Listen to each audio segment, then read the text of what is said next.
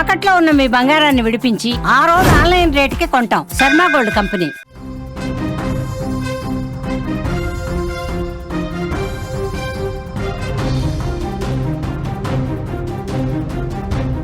రెండు రోజుల నుంచి భయపెట్టిన మొంతా తుఫాన్ తీరాన్ని దాటింది.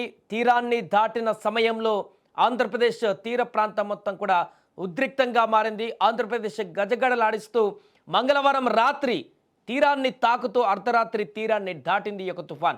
మచిలీపట్నం కళింగపట్నం మధ్య కాకినాడకు దక్షిణంగా నరసాపురానికి దగ్గరగా ముంతా తీరాన్ని దాటినట్టుగా వాతావరణ శాఖ తెలిపింది.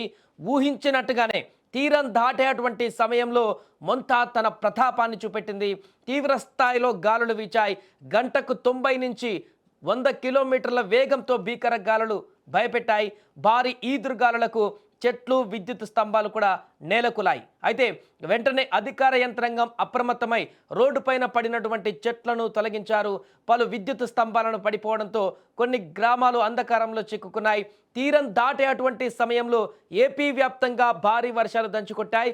కృష్ణా, కాకినాడ జిల్లాలలో జోరు వాన కురిసింది. ప్రకాశం, ఒంగోలులోనూ అతి భారీ వర్షాలు కురిశాయి. మొంతా తుఫాన్ దెబ్బకు విశాఖ కిరండూల్ రైల్వే లైన్లో ట్రాక్ ధ్వంసమైపోయింది. Visakha Kirandul single railway line, Araku railway tunnel number 32A వద్ద కూడా రైల్వే ట్రాక్ ధ్వంసమైపోయింది. కాకినాడ సమీపంలో ఓ మత్స్యకారుడు గల్లంతయ్యాడు. బోటును ఒడ్డుకు చేర్చేటువంటి క్రమంలో సముద్రంలో జారిపడి నీటిలో మునిగిపోయాడు. తీరం దాటిన సముద్రం అల్లకల్లోలంగానే ఉంది. అలలు ఎగిసి పడుతున్నాయి. తుఫాను ప్రభావంతో భారీ ఈదురుగాలులు కొనసాగుతున్నాయి. తీవ్ర తుఫాన్గా బలపడింది తుఫాన్ కాస్త. ఇక బుధవారం సాయంత్రం వరకు ఏపీ వ్యాప్తంగా విస్తారంగా వర్షాలు కురిసేటువంటి అవకాశం కనిపిస్తుంది. దీని ఎఫెక్ట్ ఇటు తెలంగాణలో కూడా కనిపిస్తుంది. తెలంగాణలో కూడా రాత్రి నుంచి ఎడతెరిపి లేకుండా వర్షాలు కురుస్తున్నాయి. ఇక తీరం దాటినటువంటి మొంతా తుఫాన్ క్రమంగా బలహీనపడి తుఫాన్గా మారుతుంది. ఆ తర్వాత తుఫాను కాస్త పూర్తిగా బలహీనపడేటువంటి అవకాశం ఉంది. కానీ రాత్రి 11:30 నుంచి మొదలైనటువంటి భీకరమైనటువంటి గాలులు, వర్షపాతం చాలా జిల్లాలను కూడా అతలాకుతలం చేసింది. దాని ప్రభావం ఇంకా కొనసాగుతుంది. చాలా గ్రామాలు ఇంకా అంధకారంలోనే ఉన్నాయి. విద్యుత్ అంతా కూడా, కనెక్షన్ అంతా కూడా పూర్తిగా పోయినటువంటి పరిస్థితి అయితే నెలకొంది. సో ప్రస్తుతానికైతే దీనికి సంబంధించి రెస్క్యూ అయితే కొనసాగిస్తున్నారు అధికారులు. పూర్తి స్థాయిలో మొంతా తుఫాన్ చేసినటువంటి విధ్వంసాన్ని లెక్కగట్టేటువంటి పనిలో ఉన్నారు. మరొక వైపు ఎవరైనా గల్లంతైనటువంటి వారెవరైనా ఉంటే వారి ఆచూకుని కనిపెట్టేటువంటి ప్రయత్నం చేస్తున్నారు. అండ్ ఇప్పుడు 3-4 గంటలు కూడా చాలా కీలకంగా చెప్తున్నారు. మొంతా తుఫాన్ ఆంధ్రప్రదేశ్ తీరాన్ని తాకడం ప్రారంభించిన తర్వాత రాబోయే 3-4 గంటలు రాష్ట్రానికి కూడా కీలకమని చెప్తున్నారు. దీని ప్రభావం 6-7 జిల్లాలలో అధికంగా కనిపిస్తుందని కూడా వాతావరణ శాఖ హెచ్చరిస్తుంది.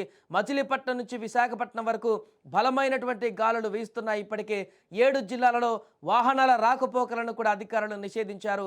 ఈ జిల్లాలలో రాత్రిపూట కర్ఫ్యూ కూడా ప్రకటించారంటే అర్థం చేసుకోవచ్చు అక్కడ ఏ రకమైనటువంటి పరిస్థితి ఉందో.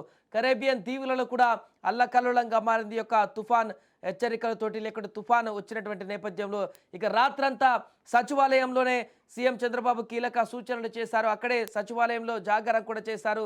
రాత్రికి ఇవాళ ఏపీ సచివాలయంలోనే సీఎం చంద్రబాబు కూడా ఉండనున్నారు.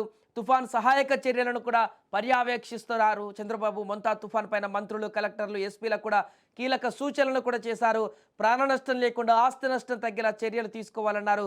లంక గ్రామాల ప్రజలను రిలీఫ్ క్యాంపులకు కూడా తరలించాలని ఆదేశించారు. కాలువలు, చెరువులకు గండి పడకుండా పర్యవేక్షించాలని కూడా ఆదేశించారు.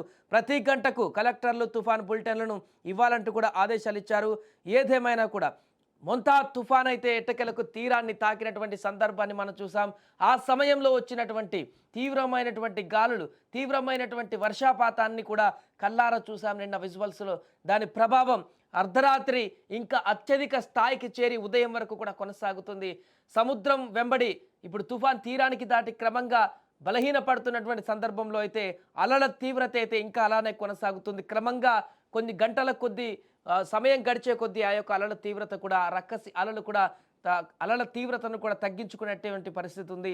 ఏదేమైనా కూడా మొంతా తుఫాన్ చాలా కాలం తర్వాత ఒక పెను బీభత్సాన్ని సృష్టించిందని చెప్పొచ్చు. బట్ ప్రభుత్వము తీసుకున్నటువంటి చొరవ, అధికారులు చేపట్టినటువంటి చర్యలతోటి భారీ ప్రాణ నష్టం నుంచి అయితే తప్పించుకుంది. ఇక దీనికి సంబంధించిన రెస్క్యూ ఆపరేషన్స్, ఆస్తి నష్టానికి సంబంధించిన రెస్క్యూ ఆపరేషన్స్ కూడా కొనసాగిస్తుంది ప్రభుత్వం.